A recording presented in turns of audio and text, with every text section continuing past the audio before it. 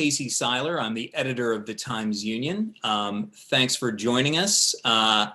We are here today for a talk with Edward Schwarzschild, who is a Capital Region-based novelist and an associate professor of English at the State University at Albany, and a fellow with the New York State Writers Institute. Ed is on the cusp of the release of his second novel, Insecurity. I have my own review copy right here. The first excerpt from Insecurity ran in the Unwind section of the Times-Union on Sunday. It is now up online, along with an essay that Ed wrote, I guess about 2 years ago, explaining the 3 months almost that he worked as a TSA officer in training, which is work that ended up informing the plot of Insecurity. A fairly remarkable experience in the grand tradition of novelists who immerse themselves in their subject in order to add verisimilitude. That, having read Insecurity, I can tell you happened in spades. Ed's book will continue to be excerpted for the next 3 weeks in the Times-Union with new, I guess, subchapters appearing every week on the weekend. We couldn't be more excited to present this.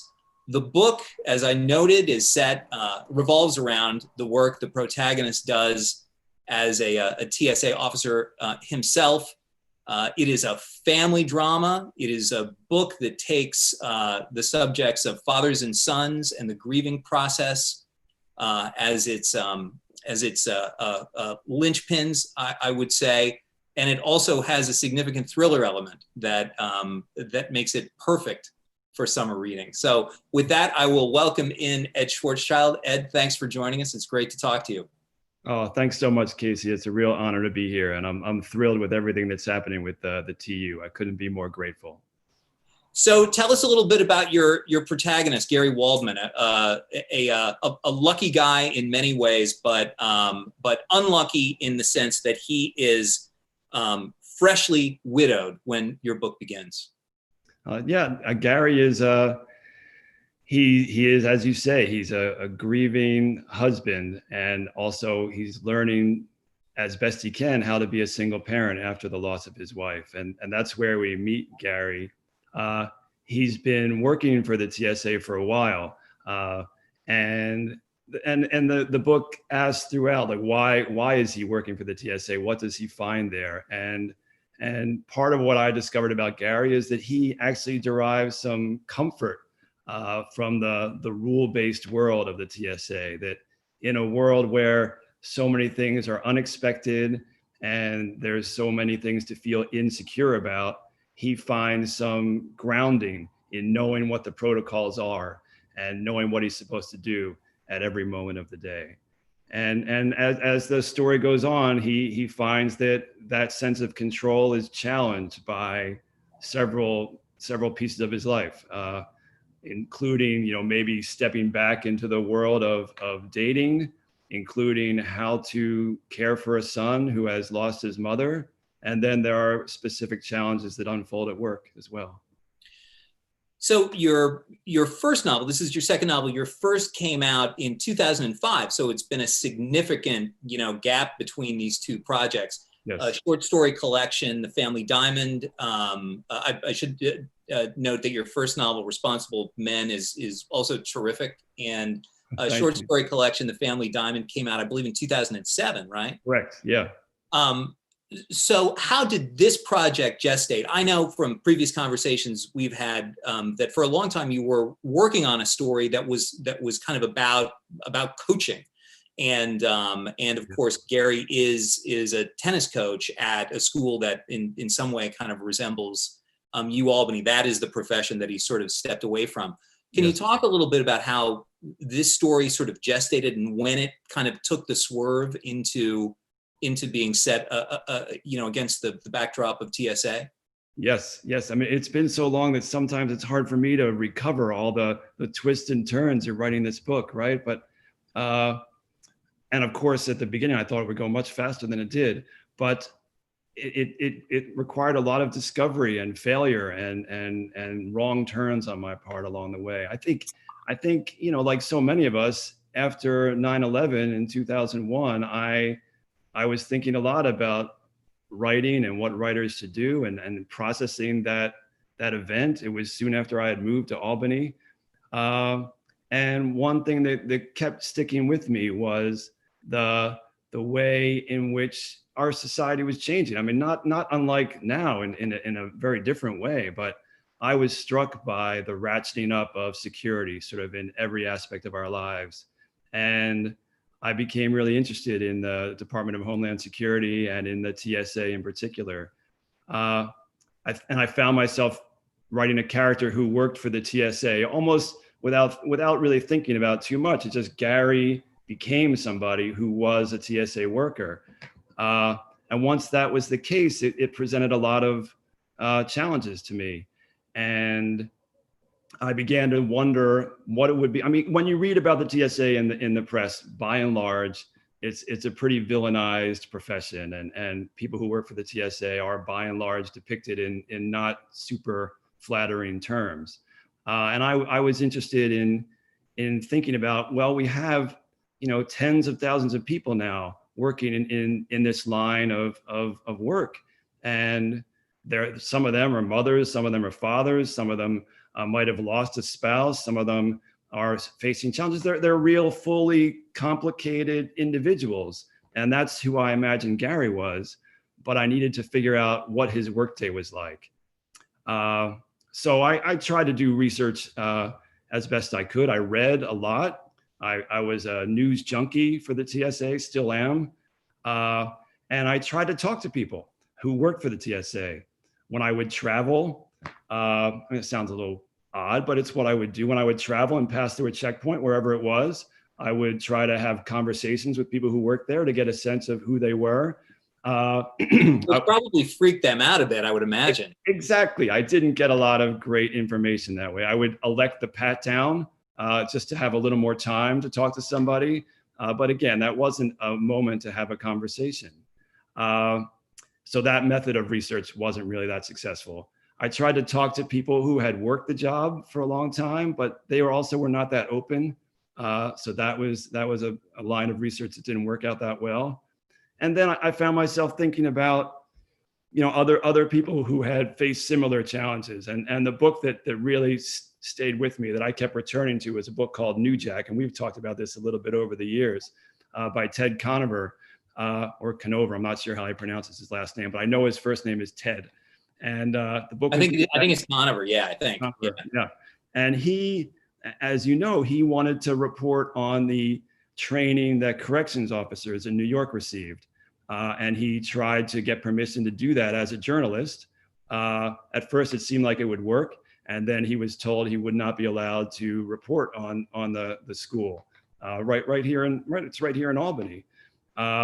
And he then sat with that for a while and then applied for a job as a corrections officer, and wound up going through the training, wound up doing a year of work at Sing Sing. And he wrote a fantastic nonfiction account of that year. And it's an amazing read. I think anybody who likes immersive journalism, who's interested in the world of the prisons and what we're doing in corrections would be rewarded by reading that book.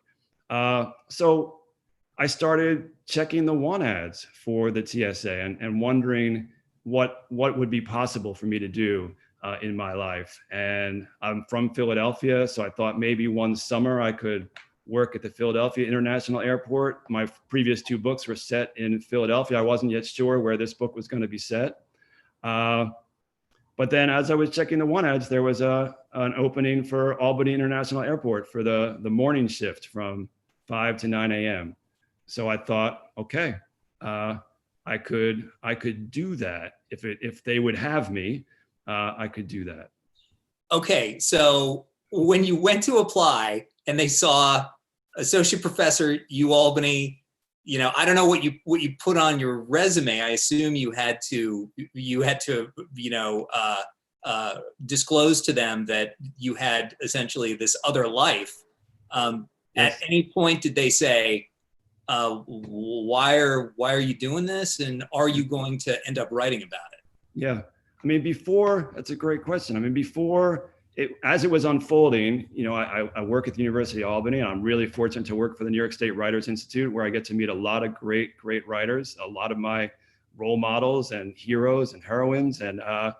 And David Kaufman was in town, who's an incredible nonfiction writer. And I was driving him around, and I described what I was doing or thinking about doing. And he said, that's fine, but don't lie. Whatever you do, you don't want to be in a situation where you lie. So I was completely open about who I was. My CV was just my CV. And it had where I taught, it had the books I've written and published. So I was an open book. I mean, I figure with the DHS, no matter what I put out, they would find out who I was anyhow.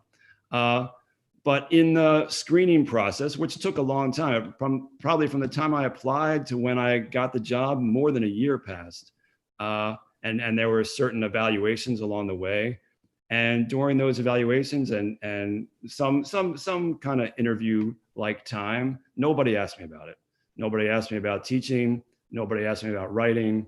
It never came up. So that's how it worked. When I was holding the job and in training and working with the other people who were being trained at the same time, and we would talk, we were spending a lot of time together, and they knew that I was a teacher. They knew I was a writer, and most of them understood that if you're raising a family and you apply for a job, you might be getting an extra paycheck because that's what we need these days. One person did say to me, my theory about you is either you have crippling gambling debts or you're writing a novel. So he was one of the coworkers who kind of figured out what was going on, I guess. Even at the time, I wasn't sure that it was all going to work as a novel. I was researching Gary and trying to get information, but even then I was still years away from finishing a novel. Which is interesting because your first novel is kind of set in the world of kind of low-level con men, Yes. So yeah, right. That very, very interesting. I'll take a quick moment to say that David Kaufman, who you just mentioned, one of the great science, writers on nature. He was one of the first, if not the first person who I interviewed when I became a paid journalist out in Jackson Hole, Wyoming. And he was so nice and so supportive that I still remember it 30 years later. So I never miss an opportunity to mention that whenever somebody brings up David Kaufman. And so, he is the person to read about about the pandemic. I mean, when he was traveling through Albany, he was touring on the book Spillover. Right. Kind of just talks about everything that's happening right now. Well, and he's also somebody who flips the switch between writing fiction and writing fantastic journalism. He's best known for his nonfiction writing, but I mean, I read Walking Out, the short story that he wrote in college when I was a fiction student myself. Yes. But anyway, back to you. Sorry. So talk a little bit about the day. It was a little bit less than 3 months that you worked at Albany Airport. What was the job like? What did you learn that surprised you that had not come up in your research? What were the details that you walked away from the experience with that you could not have gotten any other way? I think basically it boiled down to a great deal of respect for the job. In terms of, I mentioned before, the sort of portrayal we're used to of the TSA, and it's hard work, it's demanding work, and it's what I call kind of grinding work because you're going through a rotation all day long. I mean, some people working full time, of course. I was on a part-time shift, and I was only there for a few months, so my experience of that grind was limited, and so I can't even. I did, unlike Ted Conover, I didn't do a whole year. So my observations and my feelings are by their, they have to be qualified in terms of how much time I spent doing it. But even in that brief time, I developed a lot of respect for the people I was working with, and the sort of difficulty they face in terms of just doing the job, and then also just dealing with a ton of people every day who really don't necessarily like them. And I was impressed by how people held themselves together and what they were doing. I was also impressed by the fact that I could finally talk to people and I could hear a little bit of their stories. And as maybe you would suspect, if you think about it long and hard, they were people who were just looking for, secure employment. If you think about the way our society is these days, I mean, there was a time when you could come out of high school and latch on to a job in a big corporation or some other entity that would probably, if you did it right, if you were on time and had good work habits and were loyal to the job and worked hard, you could carry that job through your life. But a lot of those ways of working are gone now. You can't rely on a big corporation to carry you through. Family businesses are rarer and rarer. What I found, what surprised me and impressed me that I wasn't as aware of before, was that a lot of people were coming to this job for the benefits, for the security, for the promise of advancement. If you do the job well, you can move up in the world of the DHS. If you do the job well, you can raise a family and have good benefits. And that I think helped to give me a lot more empathy for the people working at the checkpoint. And it made me think differently about what it meant to work for the TSA.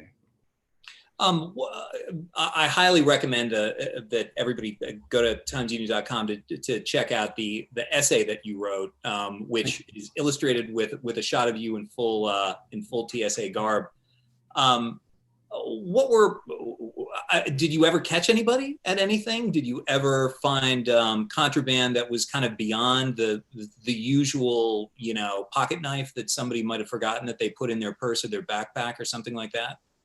I mean, I heard other people on the checkpoint find, guns that were slipping through that shouldn't, people forgot about their guns, which seems difficult to imagine, but it happens all the time, and some of them are loaded.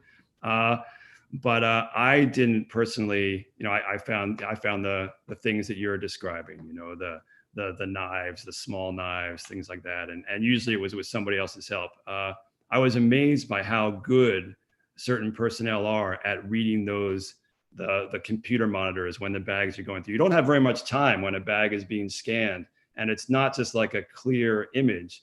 And there are people who could just look at those images and they could be like, that's a toy car, that's a hair dryer, and that's a problem right there. But it's a skill. It's like you have an image repertoire that you learn over time. But I personally I did not stop anybody from bringing a plane down. You write about the fact that you were counseled by sort of the more veteran employees about sort of having what might be called a command presence. In other words, having sort of a good kind of command voice, being able to tell people what to do. That's a key component of the job, right? Yeah, absolutely. I mean, there were a couple sort of almost like mantras we would hear. Command presence, create calm was another one, and they work together. Did I possess those qualities? I think I got better in the course of the time I worked there. But it's another skill that comes with confidence, and you have to feel that you know all the protocols and the procedures to develop that confidence. But it does make the job go better, and it's kind of what it seems on some level. If you're doing it appropriately and correctly, it's what passengers want too. You don't want to get a pat down from someone who doesn't really know what they're doing. You want to pat down. If you're going to get a pat down, you want it to be quick and accurate, and you want to then move on. But I'm sorry, these are skills that take time. That's all. I'll pause here to just say, if anybody has any questions for Ed, please, if you're on Facebook Live or watching on any of the other platforms, please put them in the chat, and we'll try to get through as many as we can. Well, I'll ask you specifically about the pat down. It is such an unnatural, form of kind of human interaction in the context of something like either business travel or leisure travel. It is much more associated with far more fraught law enforcement interactions, of course, in the correctional system. They're much more accepted, but it's really maybe the only time that citizens, normal folk, as it were, which is of course a loaded term, but that people who are not used to those type of fraught encounters have sort of their physical selves kind of acted upon by public employees, by people who are in the business of law enforcement. Yeah.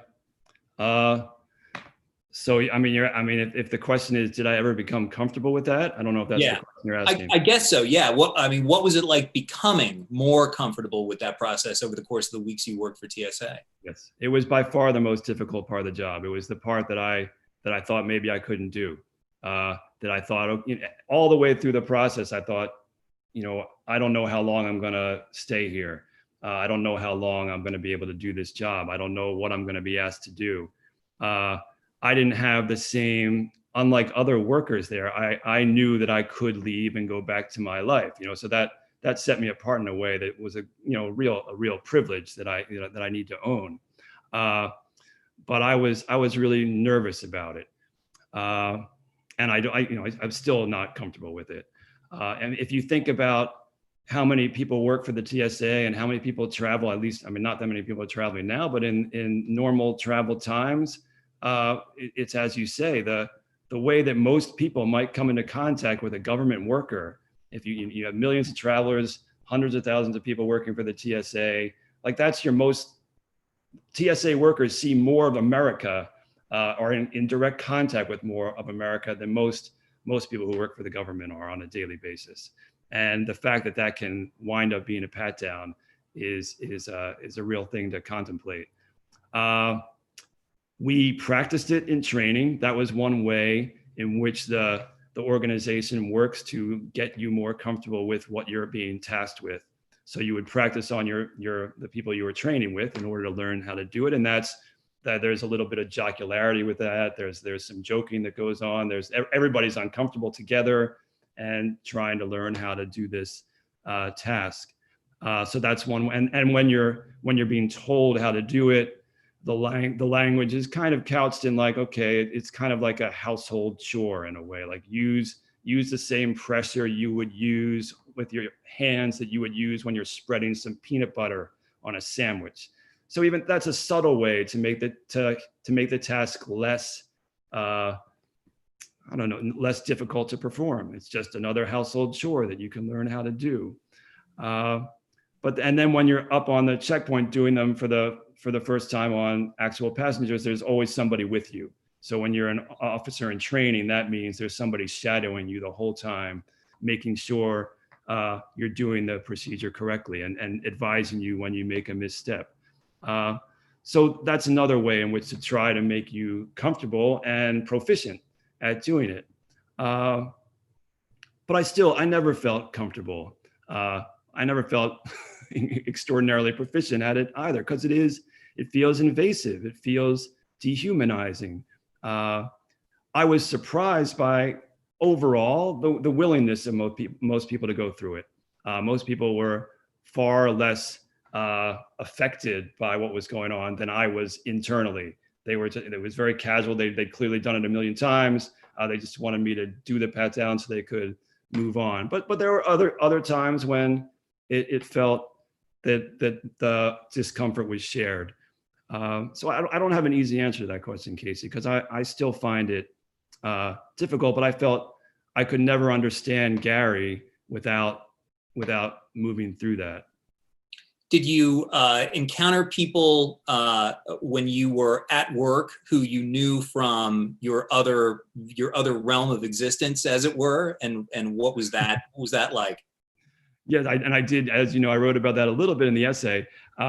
It was, and that was another different challenge for me, right? I mean, my very first day actually on the floor of the checkpoint, I was pretty terrified. I was terrified because I was nervous, and I was terrified that even though I had been open about everything, about who I was, about what my background was, that somehow I was going to get in trouble.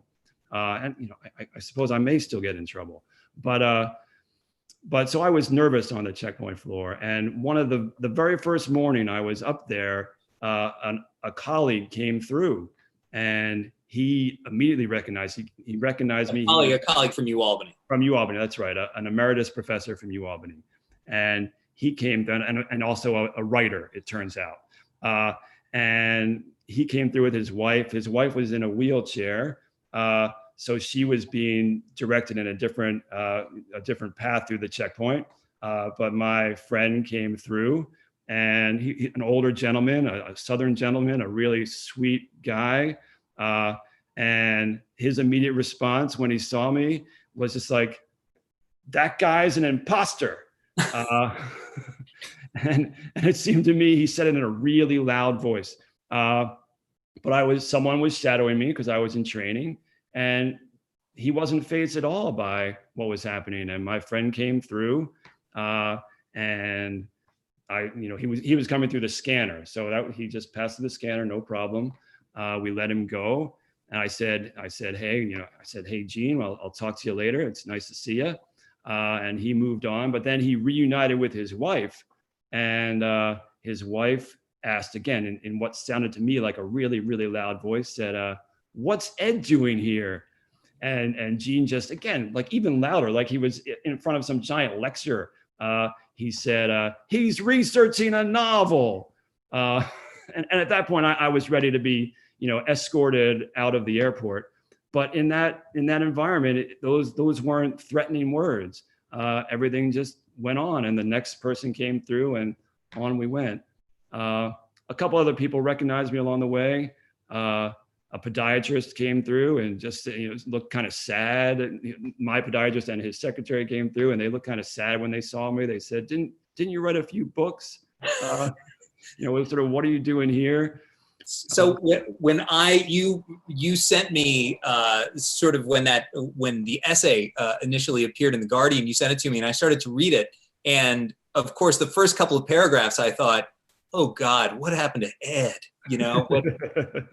Was he caught up in some sort of hideous, academic, campus scandal that resulted in his anyway?" Yeah. But well, listen, I really appreciate your taking the time to talk to us. We've been going for almost a half an hour now. The time just flies by. But once again, the book is Insecurity. And Ed, I know you have recommendations on how you would prefer that people would pick this book up in these parlous times of ours. Oh yes, thanks for giving me a chance to say this, Casey. I think the regional bookstores, our local independent booksellers are such great people. They run such great crucial businesses for all of us. So anybody who wants to buy the book, I would really encourage you to go pre-order it at your favorite local bookstore, whatever that is, whether it's the Book House, Oblong, wherever you like to shop regionally. That would be the best place to pre-order the book. All right, and with that, I will close by noting that this Insecurity has been called a strong new work from Ed Schwarzschild, a savvy and gifted novelist, and that comes from no less an expert than William Kennedy. So that's high praise indeed. Ed, listen, thanks for taking the time. Please stay safe. Wish you all the best, and I'm of course very eager to see what people think of the next 3 chapters from Insecurity that are going to be appearing on timesunion.com over the course of the next couple of weeks. I would, of course, encourage people to pick up a copy of the book, and please also consider subscribing to the Times Union, which Amen. Tries to cover the local cultural scene in the depth that it deserves. So thanks a lot. Oh, Casey, thank you so much. It's such a pleasure. And I couldn't be more grateful to the Times Union. Thank you so much. Great. Take care.